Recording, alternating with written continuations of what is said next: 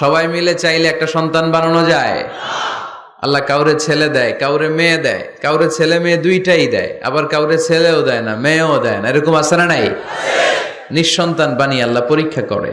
কাউরে আল্লাহ ছেলে বানিয়ে পরীক্ষা করে, কাউকে আল্লাহ মেয়ে বানিয়ে পরীক্ষা করে, কাউকে আল্লাহ হিজরা বানিয়ে পরীক্ষা করে। আছে আছে। হিজরাদেরকে আমি বলি প্রায় হিজরাদের ব্যাপারে, অনেক হিজরাও দেখি বিভিন্ন জায়গায় কমেন্টস করে যে হুজুর আমরাও শুনি আপনার ওয়াজ। আলহামদুলিল্লাহ, এটা ভালো। এই যে তৃতীয় লিঙ্গ, থার্ড জেন্ডার, এরা অবহেলিত কিন্তু আমাদের দেশে, কিন্তু এদেরকে নিয়ে আমাদের ভাবনা নেই। সংখ্যায় একেবারে কম নয়, এদের সংখ্যাও অনেক। এরা আমাদেরই সন্তান।